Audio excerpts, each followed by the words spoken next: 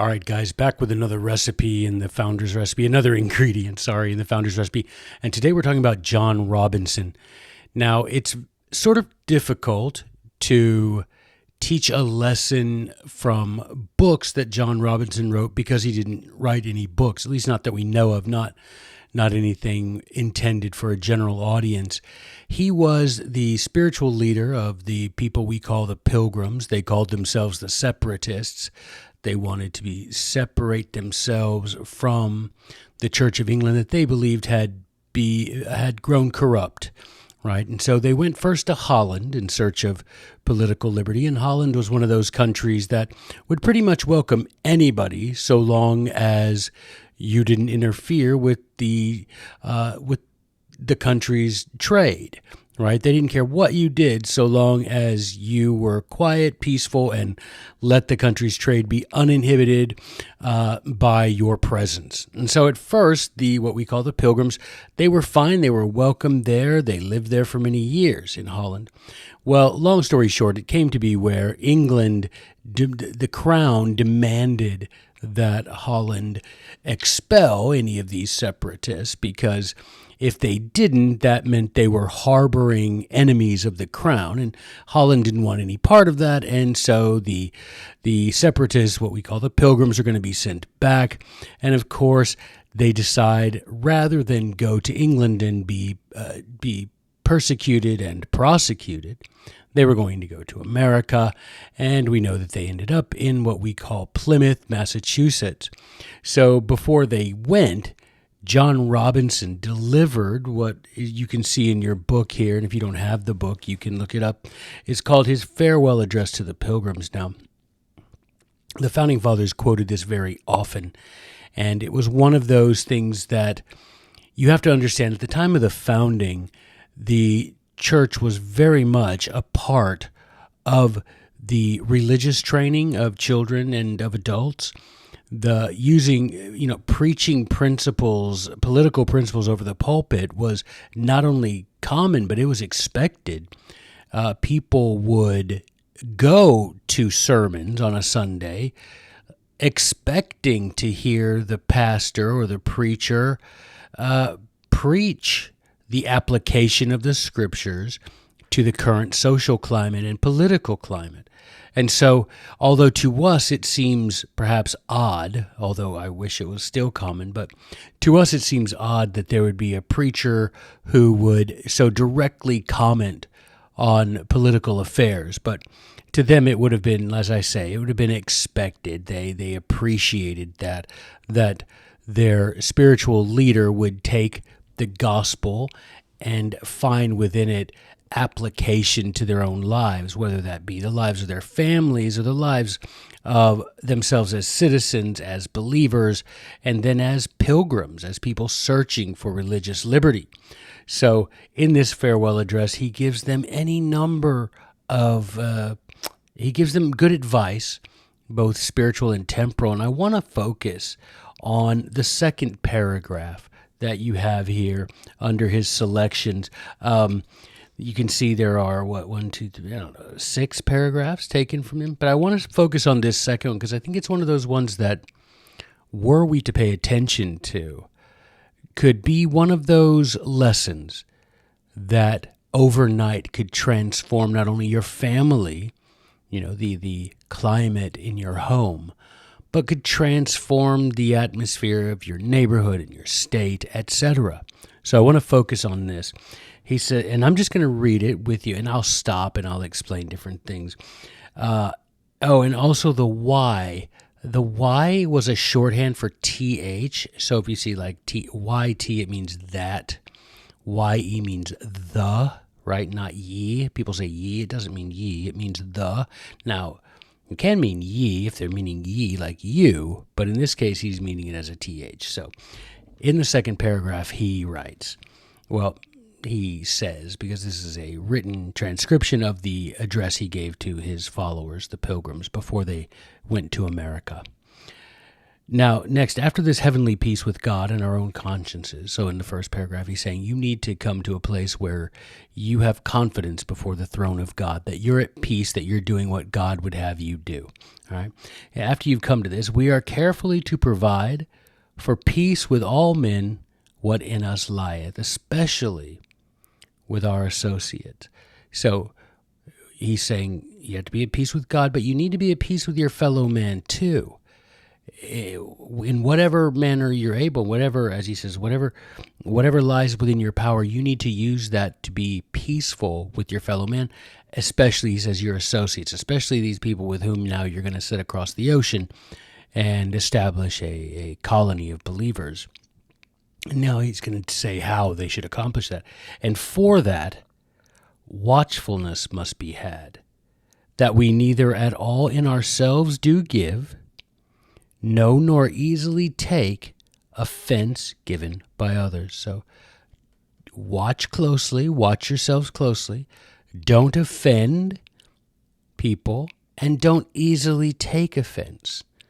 Now, guys, is there any lesson more applicable to this generation than that? You know how easily people are offended. Not only are they offended, but they look for offense. They pronounce ways in advance that you will offend them, and they're myriad. And so we could take John Robinson's advice and really change ourselves if we not only were very watchful of what we said, what we thought, and what we did, so as not to give offense, but also very watchful so as not to take offense easily when others are speaking to us. And he says, woe be unto the world for offenses, for though it be necessary, considering the malice of Satan and man's corruption, that offenses come, yet woe unto the man or woman, either by whom the offense cometh, saith Christ. And if offenses in the unseasonable use of things in themselves indifferent be more to be feared than death itself, as the apostle teacheth, how much more in things simply evil, in which neither honor of God nor love of man is thought worthy to be regarded. In other words, when things are, we should overlook things that are accidentally done, but even if we are accidentally offended, to give offense to a man is a sin, he says.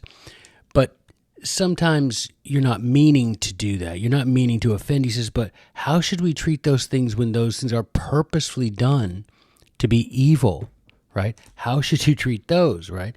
Because that should be something we treat much more strictly, those things which are of themselves evil, and they're not even attempts to be good or misguided attempts to be good or to be helpful, but they're simply evil.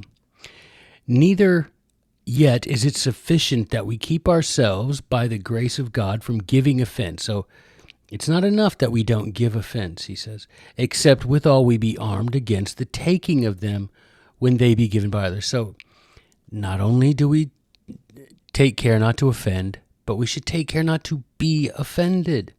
For how unperfect and lame is the work of grace in that person who wants charity to cover a multitude of offenses, as the Scriptures speak. Neither are you to be exhorted to this grace only upon the common grounds of Christianity, which are that persons ready to take offense either want charity to cover offenses or wisdom duly to weigh human frailty, or lastly are gross, though close hypocrites, as our Lord teacheth, as indeed in my own experience few or none have been found, which sooner give offense than such as easily take it. Neither have they ever proved sound and profitable members in society, which have nourished this touchy humor. Now, by humor, he means attitude. He doesn't mean humor like laughter. He means humor like this attitude.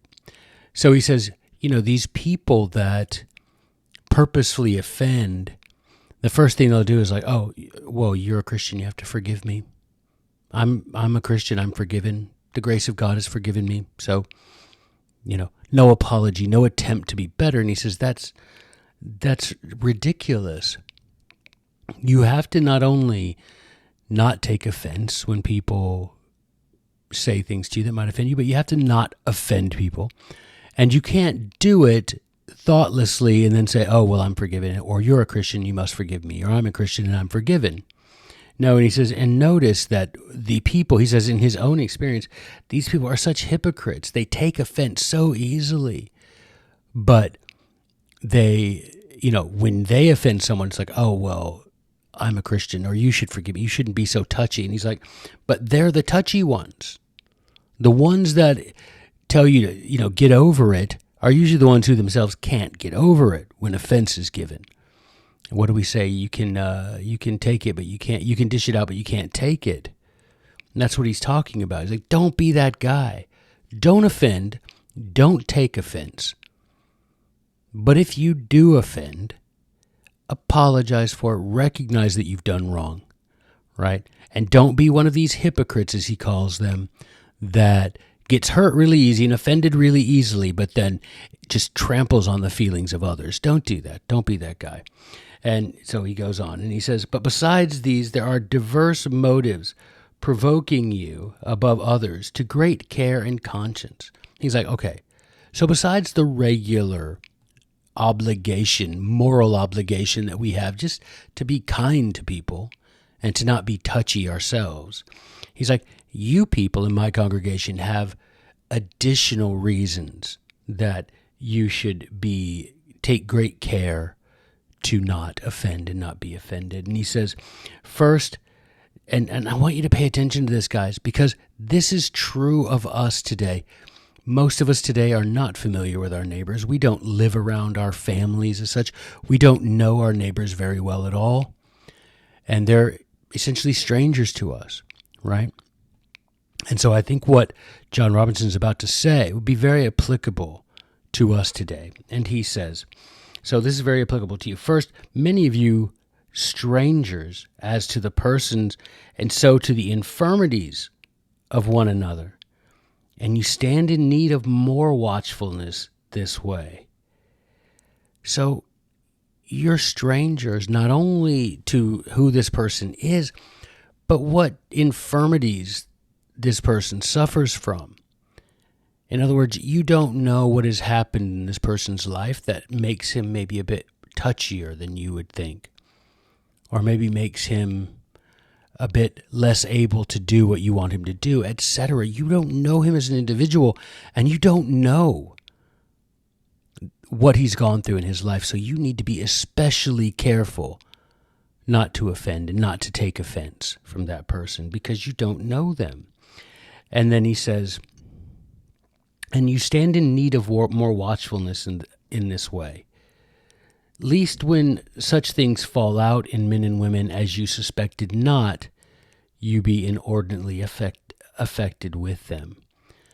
So, and that's how he finishes. I was saying, because if you don't take a special care not to offend or be offended by these strangers, then something's going to happen and it's going to surprise you and it's going to cause anger and it's going to cause contention and it's going to cause this community to break up. So, if your neighbor today does something and you don't know that person, don't ascribe reasons or purposes or motivations. Don't do that.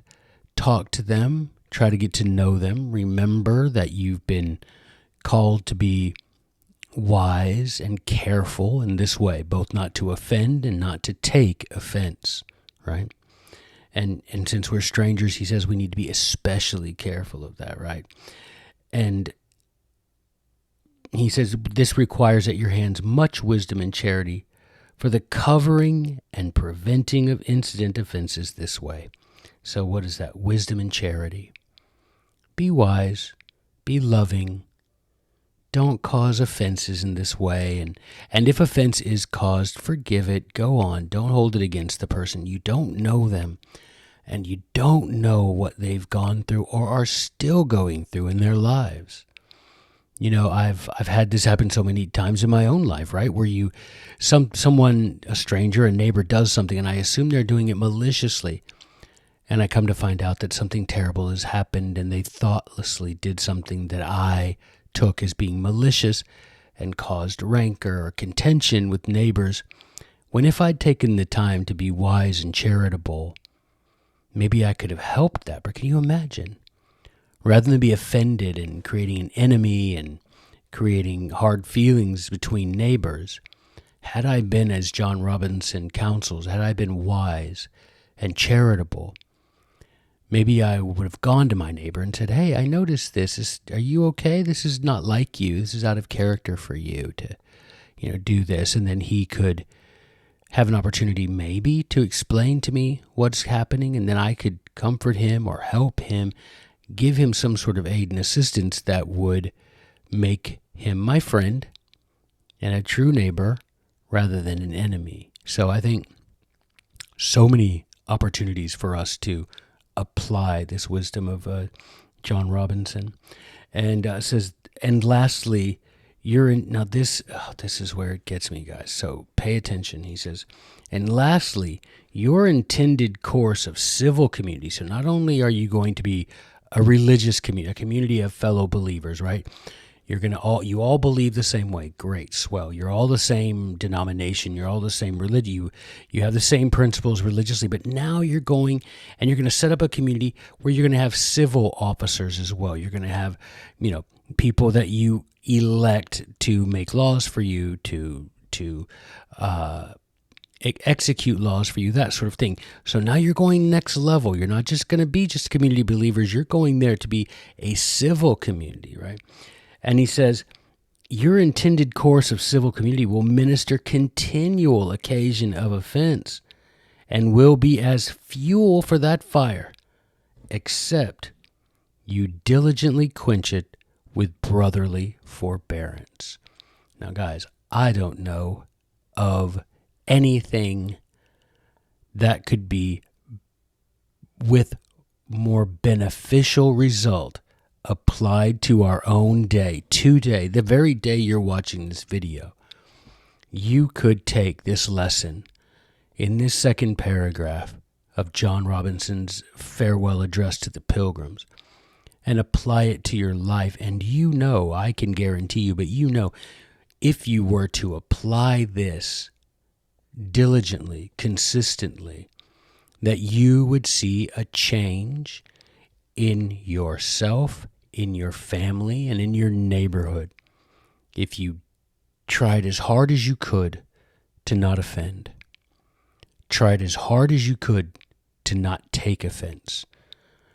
You were extra diligent in those ways, as he says, wisdom and charity to those people who are strangers to you and might give offense without knowing it, and to whom you might offend without knowing it, right? You say something to a stranger that you think is completely unoffensive, but that person takes it offensively because you do not know that person. You do not know what that person has suffered. And by not knowing that, you cause offense, you receive offense, when you otherwise might not have had you applied the wisdom and charity that he suggests. And particularly when it comes to being, around people that maybe you don't have the same beliefs. If you don't live around people that have the same beliefs as you, that's okay, right? That's not the issue. You can be a good neighbor and be of a completely different faith or no faith or whatever. But he says, if you do not apply this wisdom and charity to your dealings with strangers, then he's like, you are going to have fuel for the fire, and you will constantly have occasion, he says, for both offending and being offended. But you can, I love the thought. He's like, fuel for this fire will rage, right? This fire of contention, of offense, of giving and receiving offense. This fire will rage unless you quench it with brotherly forbearance. I love that thought. If you quench it with brotherly forbearance, you take and remember that you don't know this person. Remember that we all our brothers and sisters and forbear. Just don't say that thing if there's a question that it might be offensive. If someone says something to you that offends you and it's a stranger, remember that you don't know that person. And apply this, quench it with brotherly forbearance, yeah?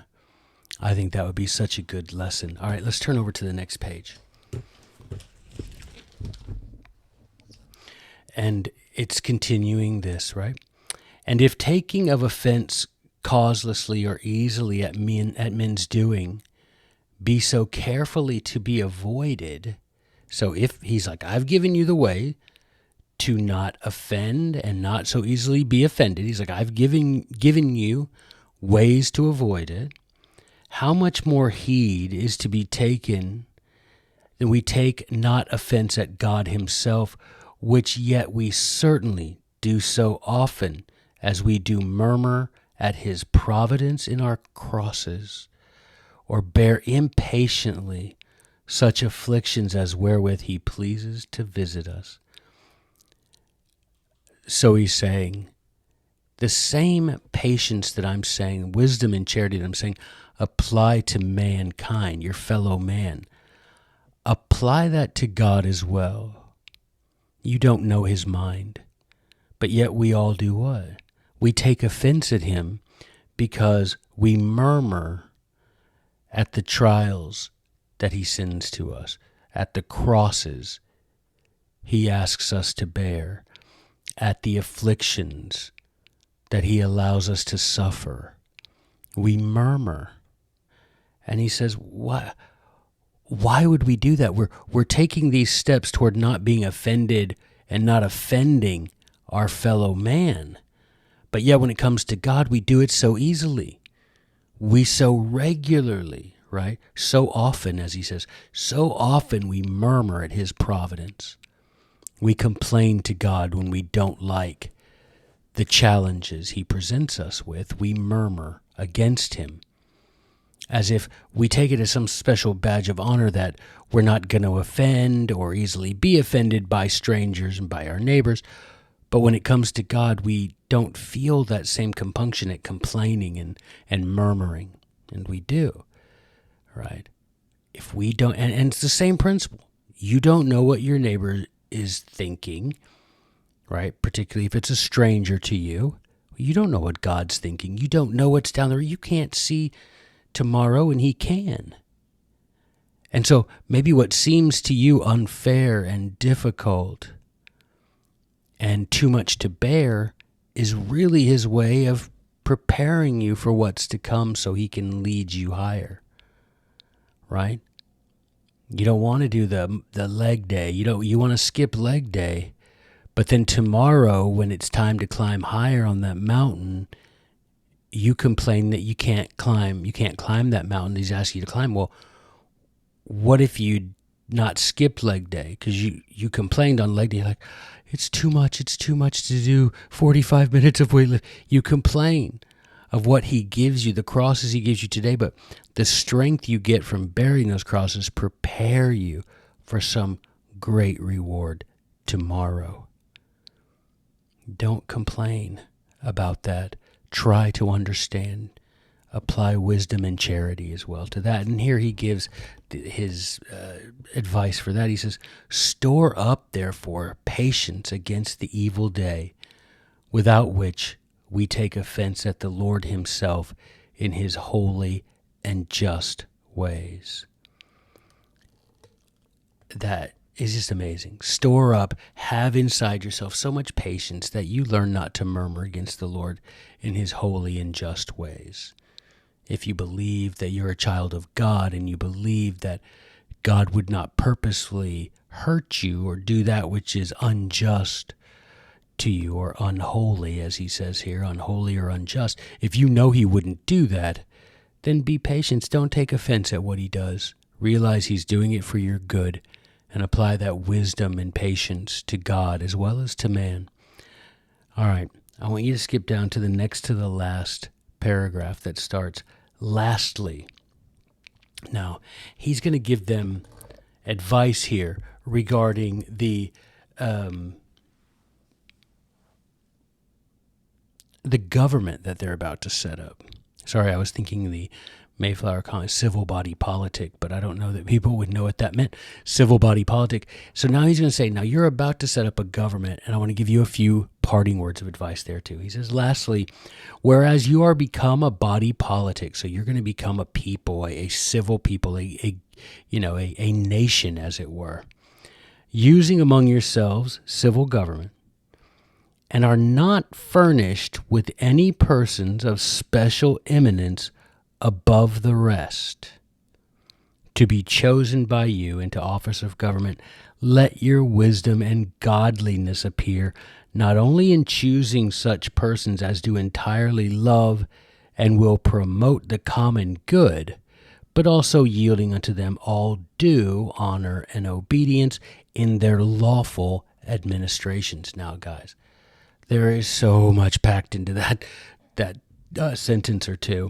So he's like, all right, you're going to go and you're going to form a government. He's like, now, none of you, you're not going to form some sort of monarchy with an aristocracy. You're not going to go and Lord Smith is going to be above you because he's an aristocrat and you're a commoner.